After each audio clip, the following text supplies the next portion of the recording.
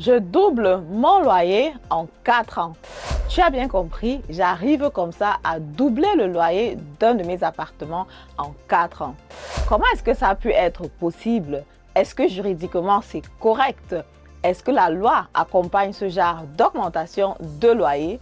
Je t'en parle dans cette vidéo, comme d'habitude, après le générique.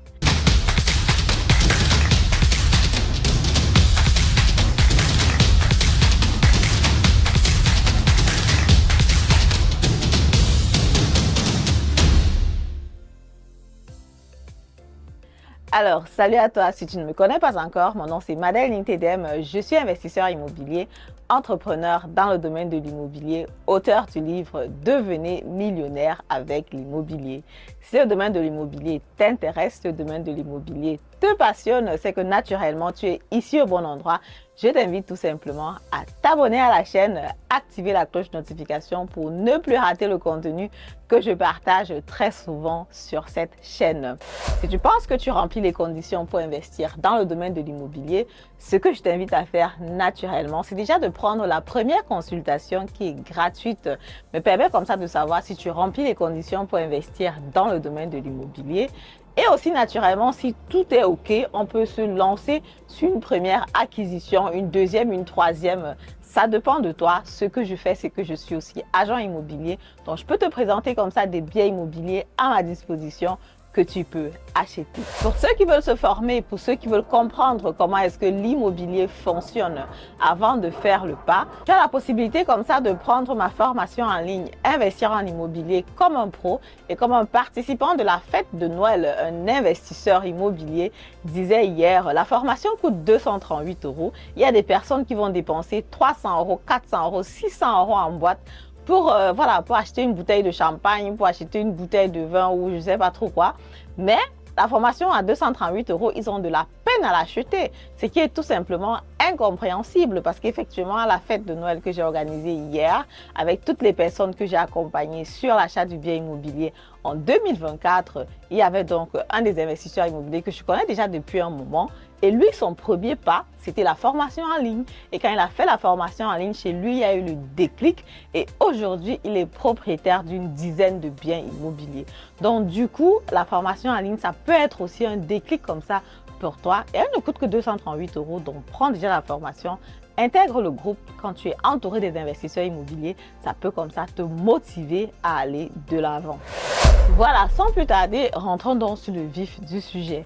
Comment est-ce que j'arrive donc à doubler mon loyer en 4 ans? Ici en Allemagne, en tant que propriétaire, c'est naturellement possible d'augmenter ton loyer. Mais quand tu veux augmenter ton loyer, il y a des lois, il y a des normes, il y a des juridictions que tu dois respecter. Par exemple, tu peux choisir soit d'utiliser la méthode d'augmentation de loyer tous les 3 ans, ou alors tu utilises le système d'augmentation de loyer progressif. J'explique un peu pour que tu puisses comprendre. L'augmentation de loyer tous les 3 ans, ça signifie tout simplement que tu achètes un bien immobilier, tu as un locataire à l'intérieur ou alors tu fais venir un locataire dans ton appartement, tu fixes un loyer, on va par exemple dire 500 € et après 3 ans, tu as la possibilité comme ça d'augmenter le loyer de 15 à 20% selon la zone dans laquelle tu te trouves.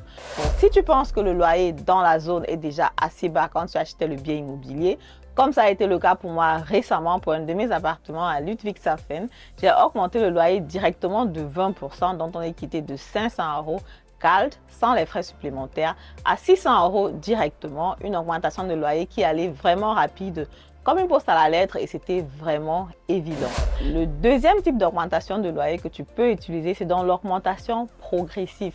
Donc ça veut dire que quand tu as un contrat de bail ou alors quand tu prends un nouveau locataire, tu fixes déjà dans le contrat de bail que ok, le loyer va augmenter de façon progressive. En général, c'est 2%, 3%, 5 €, 10 €, bref, c'est stipulé dans le contrat de bail. Et là, le locataire va comme ça respecter ces montants-là, quoi. Donc, ce qui fait que ton loyer augmente progressivement, doucement, mais sûrement, parce qu'effectivement, tu n'as pas besoin de faire quoi que ce soit pour que le loyer augmente. Et après 5 ans, généralement, il faut faire une nouvelle négociation. Donc, après 3 ans, tu n'es pas obligé de contacter ton locataire pour augmenter le loyer. Maintenant, allons donc sur l'histoire que vous attendez certainement depuis. Donc, quand j'achète l'appartement, effectivement, l'appartement est loué, on va prendre un montant fictif qui va faciliter les calculs. L'appartement est loué à 500 €. Mais seulement, on est tous au courant que l'appartement est sous-loué en fait, parce que ça existe. On a dans les régions comme Berlin, hier j'ai encore appris que même dans Münster aussi, à München aussi, bref, on a souvent des appartements où tu as un vieux contrat de bail. Ou alors où tu as par exemple un héritier qui n'avait pas trop envie, si on peut dire ça comme ça, d'augmenter le loyer. Et forcément, tu te retrouves dans une situation où tu achètes un appartement qui a du potentiel, mais le contrat de bail stipule que le loyer est à 500 € calte sans les frais supplémentaires. Tu te rends compte naturellement que 500 €, ce n'est pas le montant de loyer qu'on paye dans la zone. Tu sais effectivement que peut-être dans la zone, on paye déjà jusqu'à 700 € de loyer. Maintenant, la question, c'est que comment est-ce que tu fais pour augmenter ton loyer pour être au niveau de la zone? Pour cet appartement précisément, donc, quand je l'ai acheté, le loyer donc était à 500 € sans les frais supplémentaires. Déjà, sachant que dans la zone, le loyer était minimum à 700 €, dans ma tête, je savais qu'après 3 ans, directement, j'augmente le loyer. On n'a pas de blague à se faire, on n'a pas à rigoler parce qu'effectivement, toi, en tant que propriétaire, tu as des charges. Tu as des responsabilités, il faut réagir, il faut que l'argent de ton loyer entre pour que tu puisses couvrir les traites à la banque. Donc directement, après 3 ans, quand je fais comprendre aux locataires que je vais augmenter le loyer de 20%, ça ne se passe pas très rapidement quand même. Donc, mais après, le truc s'est bien passé parce qu'il était conscient aussi justement que le loyer était bas et que s'il sortait de là, avoir un autre appartement à ces prix-là, ça allait être chaud. Parce qu'on est quand même sur un grand appartement où il y a beaucoup de l'espace et où il vit uniquement avec sa femme en fait. Donc du coup, il fait, ok, non, pourquoi augmenter le loyer et tout le reste? Mais je lui dis, non, c'est la loi. Comme toi-même, tu sais, ici, dans le bâtiment, les autres personnes payent déjà plus que ça. Donc voilà, tu me signes l'augmentation de loyer ou alors on va se retrouver devant le tribunal. Sachant que de toutes les façons, il allait être perdant, directement, il signe l'augmentation de loyer qui est quittée de 500 € à 600 €. Donc là, c'est déjà top après les premiers 3 ans. Et moi, dans ma tête, je me dis, ok, je vais donc encore augmenter le loyer après 3 ans parce qu'effectivement, là, le loyer est vraiment bas s'il continue à rester dans l'appartement. 1 an plus tard, ce qu'il m'annonce, c'est qu'il a trouvé un autre appartement, justement, qui est plus petit et qu'il va déménager pour aller vivre là-bas. Et pour moi, naturellement, c'est jackpot, c'est bingo, parce qu'effectivement, avec cet appartement-là, s'il est vide, j'arrive à le mettre au montant du loyer qui est dans la région et c'est tout simplement génial, quoi. Donc, quand je prends l'appartement, quand l'appartement se libère, je fais des petits travaux de rénovation, j'update l'appartement, je mets l'appartement à jour et je me dis, ok, je vais mettre l'appartement en ligne pour 1 000 €. Je mets l'appartement en ligne, la demande est vraiment forte, la résonance est vraiment forte. Et aujourd'hui, les personnes qui ont eu l'appartement sont contentes de vivre dans l'appartement. Ils payent leur loyer en bonne et due forme. Et c'est tout simplement génial, quoi. Donc, il ne faut pas avoir peur de faire déjà les augmentations de loyer.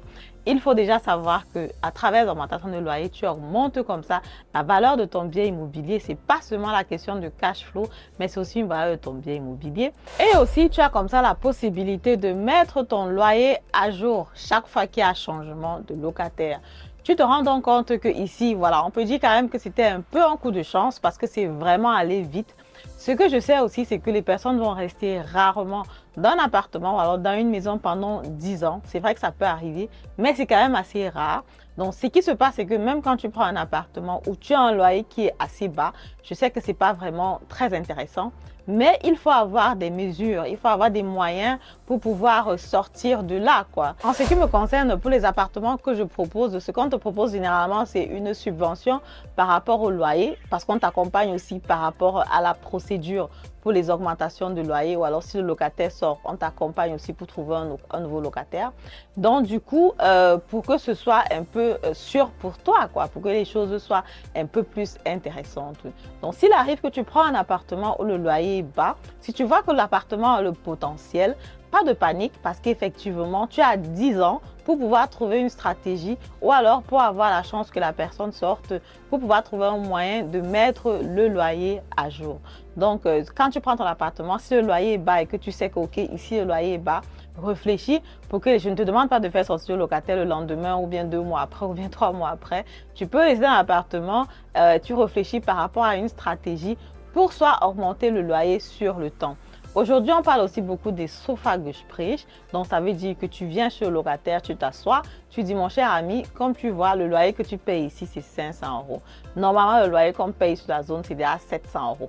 Avec les dépenses que j'ai à la banque et que je dois entretenir le bien immobilier, je ne m'en sors pas. Il faut qu'on trouve un entendement, il faut qu'on trouve comment on peut faire pour s'en sortir. Il faut qu'on ait une situation de win-win parce que pour le moment, c'est toi seul qui gagne. Tu as profité pendant un bon bout de temps parce qu'il y avait l'ancien propriétaire. Mais aujourd'hui, moi, je suis un investisseur immobilier. Je ne veux pas te faire sortir de la maison parce que je n'ai pas d'intérêt à venir habiter ici. Mais ce que je veux faire naturellement, c'est que je veux que tu paies un loyer qui est conséquent et qui correspond à la zone. En général, si tu discutes comme ça avec les personnes et que les personnes comprennent, l'augmentation de loyer sera aussi possible. À ce moment-là, tu peux me faire une augmentation de loyer qui va à plus de 20%, quoi. Donc ça, c'est ce qu'on appelle einvernehmliche Mieterhöhung. Donc, ça veut dire que vous êtes entendu tout simplement que l'augmentation de loyer va quitter éventuellement de 500 € à 700 € qui correspond au montant de loyer qu'on paye dans la zone. Donc, c'est un peu ça. Ne t'amuse pas avec les augmentations de loyer. Trouve des solutions, trouve des moyens, discute avec les locataires. Quand il est temps d'augmenter le loyer, fais-le. Mais si tu vas sur un loyer qui est déjà élevé, bon, tu peux laisser quoi. Il faut toujours te rassurer que ton loyer est sur le montant qu'on paye dans la zone, vrai ou faux. Avant de finir la vidéo, je vais donc parler d'un point qu'on a évoqué à la fête de Noël où j'ai posé la question un peu titillante de savoir est-ce que le loyer double tous les 10 ans en Allemagne? Parce qu'effectivement, j'avais déjà vu ça quelque part dans une lettre, dans une newsletter par rapport à l'augmentation de loyer qui est vraiment fulgurante en Allemagne.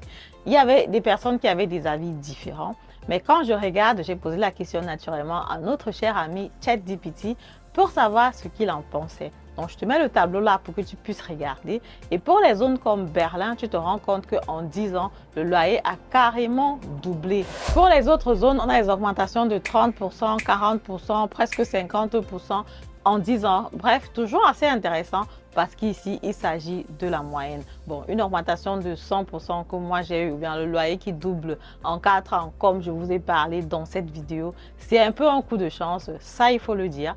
Mais après, si tu utilises toutes les techniques que j'ai partagées dans cette vidéo, en 10 ans, tu pourras comme ça te rapprocher du loyer voulu avant de soit vendre ton bien immobilier ou alors refinancer pour prochaines 10 ans. Voilà, c'est comme ça ce que je voulais partager avec toi dans cette vidéo. Si la vidéo t'a plu, comme d'habitude, je t'invite à me mettre un pouce en haut, commenter la vidéo, partager massivement la vidéo et on se dit à très bientôt pour la prochaine vidéo. Au revoir.